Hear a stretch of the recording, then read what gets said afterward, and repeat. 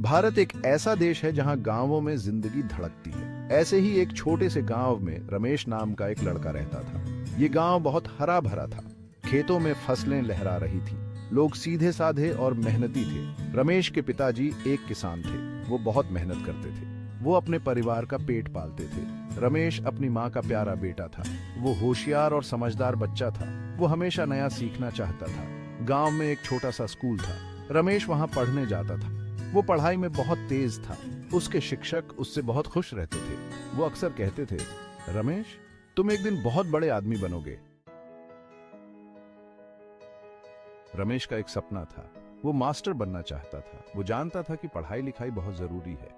वो अपने गांव के बच्चों को पढ़ाना चाहता था। वो चाहता था कि वो अच्छी जिंदगी जिए। लेकिन रमेश के घर की हालत ठीक नहीं थी। उसके पिता मुश्किल से घर चला पाते थे। रमेश की पढ़ाई का खर्चा उठाना बहुत मुश्किल था। रमेश ने हार नहीं मानी। वो जानता था कि उसे बहुत मेहनत करनी होगी। वो खाली समय में अपने पिताजी के साथ खेतों में काम करता था। वो अपने माँ बाप की मदद करना चाहता था। वो रात को देर तक जागकर पढ़ता था। वो लालटेन की रोशनी में पढ़ता था। उसकी माँ अक्सर उसे डांटती थी। वो कहती थी, बेटा, अपनी आंखों का ख्याल रखो। एक दिन रमेश के स्कूल में एक नई बात बताई गई। सरकार होशियार बच्चों को पैसे दे रही थी पढ़ाई के लिए।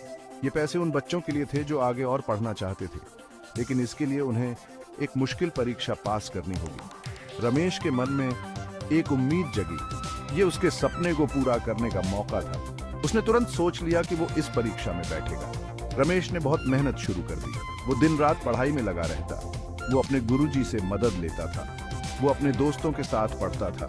गांव के लोग रमेश की लगन देखकर दंग रह गए। वे उसके माता पिता से कहते थे, आपका बेटा बहुत मेहनती है, वो जरूर कामयाब होगा। परीक्षा का दिन आ गया। रमेश ने ध्यान से पेपर पढ़ा। उसने शांति से सब सवालों के जवाब लिखे। कुछ हफ्ते बाद परीक्षा का नतीजा आया। रमेश पास हो गया था। उसे पैसे मिल गए थे पढ़ाई के लिए। पूरा गांव खुशी से झूम उठा। रमेश के माता पिता फूले नहीं समा रहे थे।